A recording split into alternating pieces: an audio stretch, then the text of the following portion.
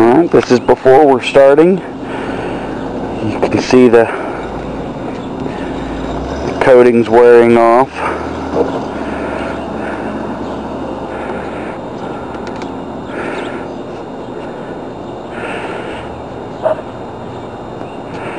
It's pretty much all the way across.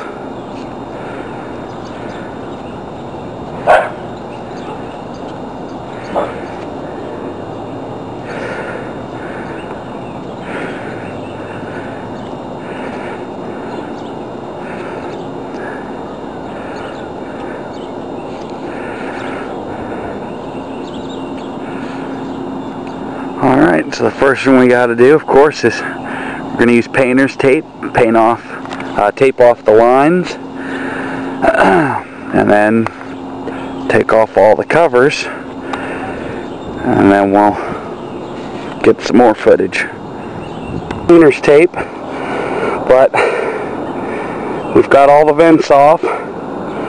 We went through and cleaned it twice and scrubbed it,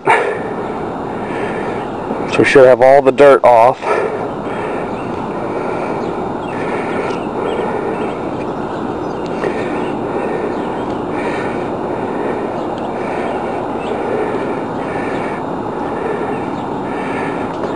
And we got our 5 gallons of coating. We're also going to be doing down on the sides.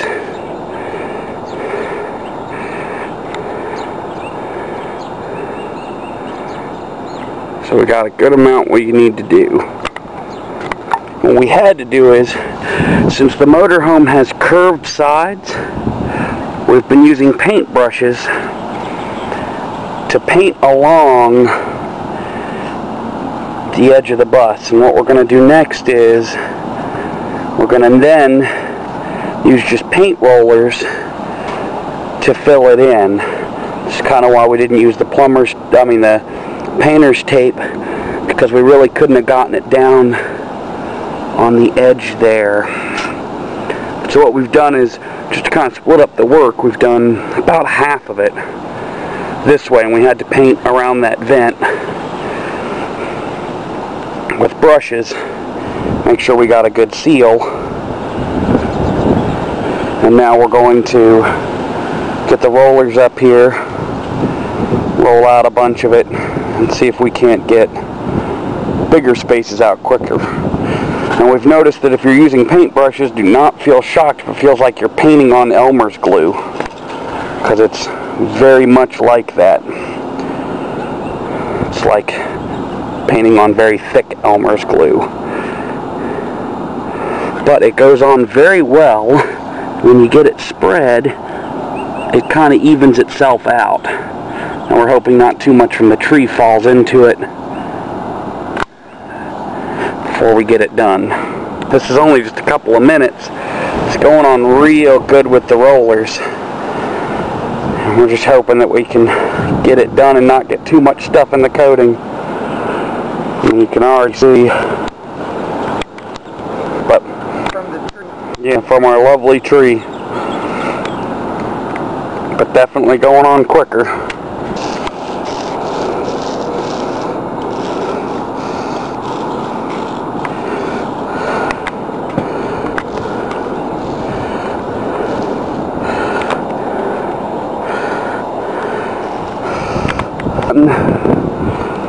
Almost about half of it done.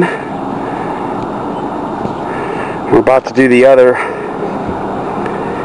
half with the paint brushes. You can see a drastic difference between the place that has been painted and the place that hasn't.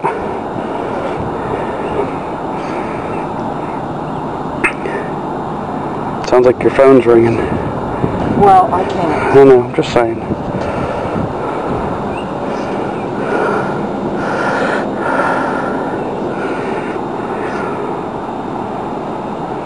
God, it looks like there's a couple of glob spots all over. We are almost getting close to the end. You can see a vast difference from when we started.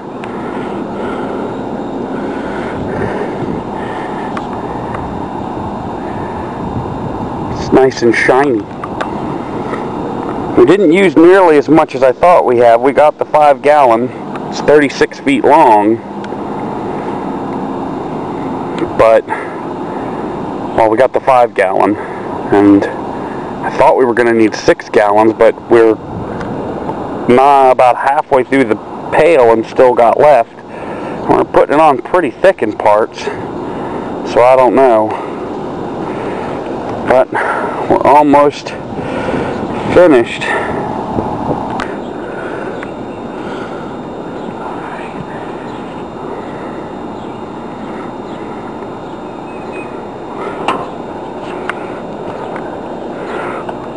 We're down to the last little corner.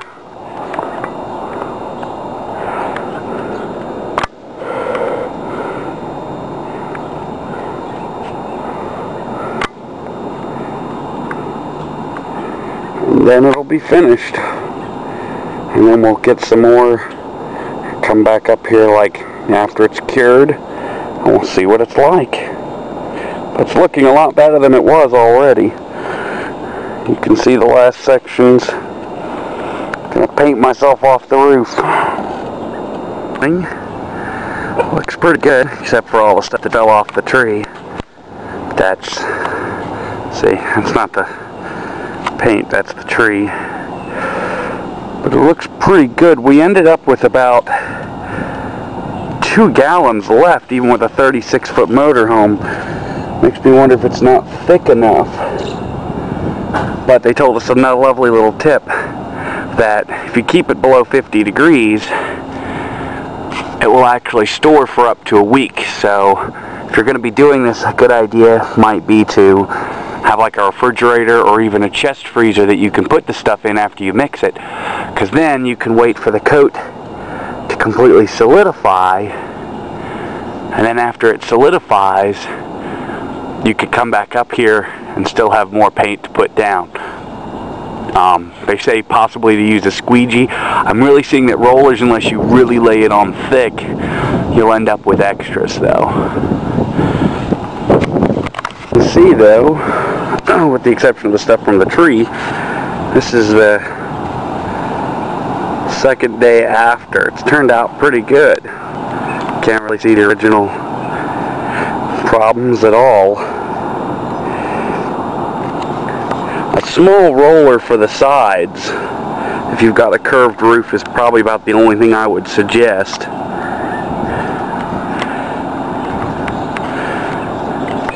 Did our second coating. If you see little spots, that's just because of the fact that we are under this tree. So after we coated it, the wind came by and blew stuff down. We haven't brushed it or anything to try to see if, but it will come right off if we just take a rag.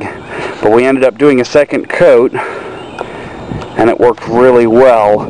My suggestion is, if you're doing it the first time, a squeegee is really the best bet from what I'm seeing. If you've got a curved roof like ours, I'd suggest doing the top and getting an extra gallon can to come back by and do the curved edges later. But definitely you don't have to worry about using it sparingly. We used almost all of our 5-gallon bucket to do the whole thing, and there are some spots that it could be a little thicker, but we do have a complete covering. And see, as I said, you can see that you just brush it off and it's clean. So it's not that that's anything to do with the coating, that's just this tree we have here.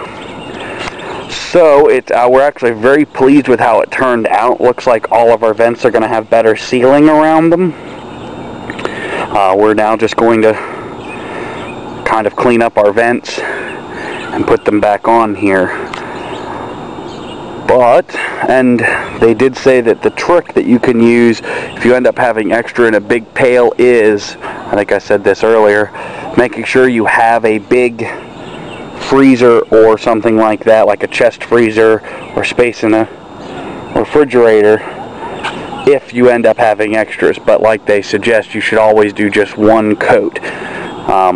We did 2, it turned out just fine, but twice the work.